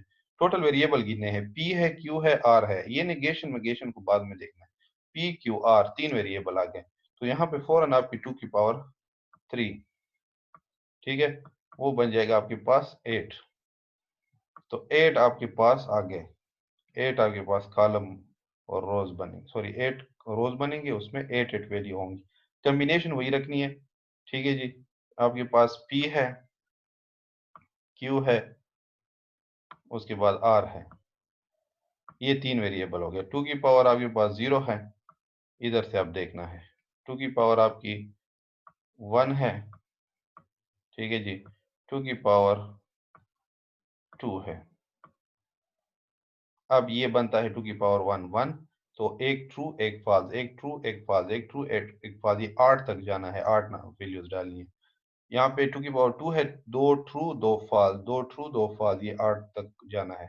उसके बाद चार ट्रू चार फॉल्स, पूरे हो गए 8। उसके बाद फिर आपने ये नेगेशन ऑफ आर इसके साथ मालूम करना है, ठीक है जी। इसी आर का नेगेशन, तो वो इधर आ जाएगा।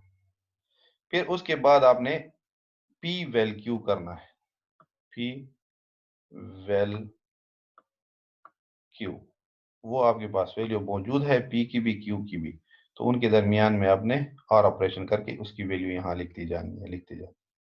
जब ये भी मालूम हो जाए, फिर एट दी एंड आपने करना है ये वाला पूरा का पूरा पी, ठीक है, वेल क्यू, और इसके बाद एम्प्लीकेशन, ठीक है, और फिर नेगेशन आर।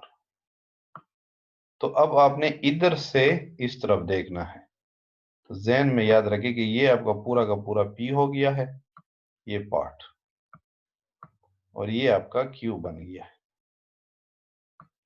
अब आपने वो जो रूल वहां बताए थे इम्प्लीकेशन के, वो इस तरह देखने हैं, इस साइड से उस तरफ देखना है, इस साइड से उस तरफ, ठीक है जी, इस साइड से उस तरफ।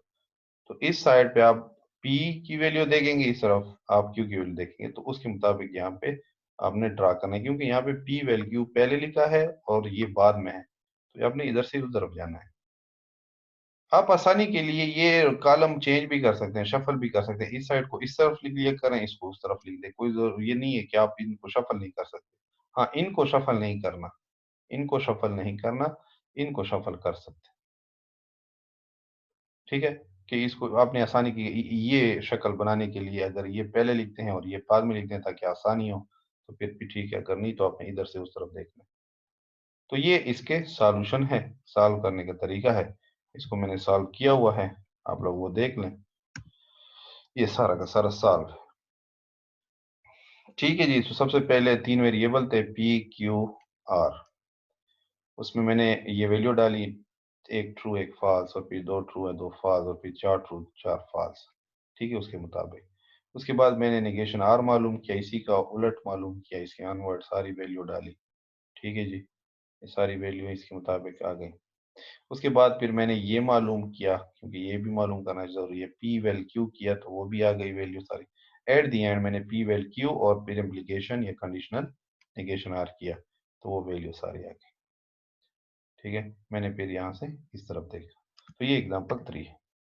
अब आते हैं अपने नेक्स्ट, जो हमारा लास्ट वो है टॉपिक था, इनवर्स कन्वर्स एंड कंट्रापॉजिटिव। ये एम्प्लीकेशन के साथ थोड़ी सी हम छेड़छाड़ करते हैं, छेड़खानी कर लेते हैं, और उससे कोई नए हम स्टेटमेंट ड्रा कर लेते हैं, कंडीशनल स्टेटमेंट बना लेते हैं, यही एम्प्लीकेशन से जो हमने एप्लीकेशन पीछे पढ़ी, इसके साथ ही छेड़छाड़ करके कुछ नए चीजें दरियाफ्त करके उनके नए नाम दे दिए, जिनमें एक को कहते हैं इनवर्स, एक को कहते हैं कन्वर्स, और एक को कहते हैं कंट्रापोजिट। 3 नाम दे दिए हैं उसी इम्प्लीकेशन को, थोड़ा सा उसमें चेंजिंग करके। तो सबसे पहले क्या किया हमने इम्प्लीकेशन के साथ, ये हमारे पास फॉर एग्जांपल इम्प्लीकेशन नॉर्मली जो पी इम्प्लीकेशन क्यू या P conditional Q, from p conditional or implication q we can form new conditional statement or implications। हम नए स्टेटमेंट और implication बना सकते हैं, कैसे? उसमें सबसे पहले है inverse. N inverse of the conditional statement is the negation of both p and q। जब भी हम p एंड q, इस p की और इस q की नेगेशन कर लें, तो उसको हम इनवर्स कहते हैं। Negation of p एम्प्लीकेशन negation of q is the inverse of p एम्प्लीकेशन q, ठीक है। इसको फिर इनवर्स ऑफ p एम्प्लीकेशन q कहते हैं, जब भी हम इनके साथ नेगेशन लगा लें, परमानेंट नेगेशन लगा लो, तो ये इनवर्स बन जाता है। दूसरा, the converse of the conditional statement, जो स्टेटमेंट आपको दी है कन्वर्स क्या होगा, इज फॉर्म बना सकते हैं by interchanging the p and q। अगर हम इनकी पोजीशन चेंज कर दें एक दूसरे के साथ, तो उसको हम कन्वर्स कहते हैं। That is q negation p is the converse of p implication q, ठीक है जी। हमने इंटरचेंज कर दिया, P और Q की जगह इंटरचेंज कर दी, एक दूसरे के साथ तब्दील कर दी, तो उसको नाम दे दिया कन्वर्स का। इनवर्स क्या था? दोनों के साथ नेगेशन साइन जब लगा ले, तो ये बन जाती है इनवर्स। जब इसकी पोजीशन चेंज कर लें, Q पहले लिख दे इसको बाद में, तो इसको कहते हैं कन्वर्स। और कंट्रापॉजिटिव क्या है? The contrapositive of the conditional statement is the negation of the converse statement. ये जो कन्वर्स स्टेटमेंट हम बनाई थी हमने, इसका अब नेगेशन ले लें, इसके साथ भी नेगेशन लगा, इसके साथ नेगेशन लगा, तो वो बन जाता है contrapositive. That is negation of P, negation of Q, sorry, उसके बाद implication sign, negation of P is the contrapositive of Q negation P, इसकी बात कर। तो ये तीन नए चीजें, इनकी सारे जो कॉन्सेप्ट है वो बस यही है, इसमें और कुछ नहीं।